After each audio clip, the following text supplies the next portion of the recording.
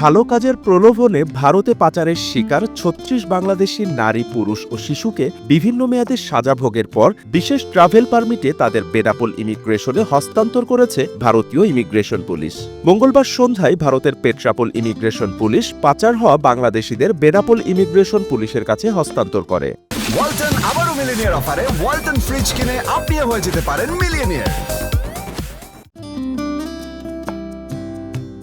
ফেরত আসা ব্যক্তিরা যশোর, রাজশাহী, খুলনা, নোয়াখালী, কুড়িগ্রাম, নাটোর, সাতক্ষীরা, নড়াইল, কক্সবাজার, ঢাকা, নেত্রকোনা, রংপুর, মাদারীপুর, নরসিংদী, ঠাকুরগাঁ, দিনাজপুর, লক্ষ্মীপুর ও চট্টগ্রাম জেলার বাসিন্দা। দেশের বিভিন্ন সীমান্ত পথে তারা ভারতে গিয়ে অবৈধ অনুপ্রবেশের অভিযোগে সেদেশের পুলিশের হাতে আটক হয়েছিল।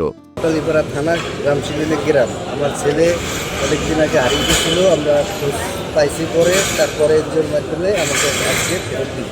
বাচ্চার বাবা মা নাকি যে কোন বয়ফ্রেন্ডের সঙ্গে চলে গিয়েছে, বাচ্চার বাবা বাচ্চাকে নিয়ে মানে কি ইন্ডিয়া আসতে ধরেছিল, বাচ্চার বাবাকে আর বাচ্চাকে অ্যারেস্ট করেছে পুলিশ। মাদারীপুর ডিস্ট্রিক্ট, রাজুর থানা, খালিয়া ইউনিয়ন, গ্রাম খালি। ১.৫ বছর হয়েছে ছেলে ওখানে আটকাছে, বেড়াইতে গেছে।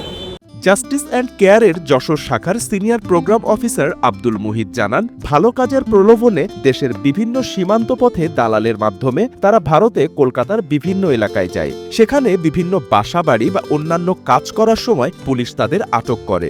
এ সময় অবৈধ অনুপ্রবেশের অভিযোগে পুলিশ তাদের জেলে পাঠায়। পরে আইনি সহায়তা দিতে ভারতীয় একাধিক মানবাধিকার সংস্থা তাদের আদালত থেকে ছাড়িয়ে নিজেদের হেফাজতে নেয়। এই যে ৩৬ জন আজকে নারী ও শিশু, ছোট বাচ্চা, এরা দেশে ফেরত আসলো। এরা বিভিন্ন সময় বিভিন্ন মেয়াদে দেশে বাংলাদেশ থেকে ইন্ডিয়ায় পাচার হয়ে যায়।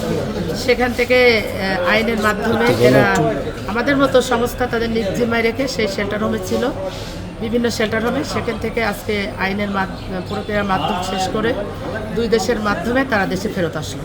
বেনাপোল ইমিগ্রেশন পুলিশের উপপরিদর্শক শাহাদাত হোসেন জানান, ভারত ফেরত ৩৬ বাংলাদেশি নারী, পুরুষ ও শিশুকে আমরা গ্রহণ করেছি। কার্যক্রম শেষে বেনাপোল পোর্ট থানায় সোপর্দ করা হয়েছে। আমরা আজকে ৩৬ জন নারী শিশুকে আমাদের ইমিগ্রেশন পুলিশে বুঝিয়ে পাইলাম এবং আমরা পোর্ট থানাকে হস্তান্তর করব। পরবর্তী আইনি কার্যক্রম পোর্ট থানায় নিবে। SATV digital.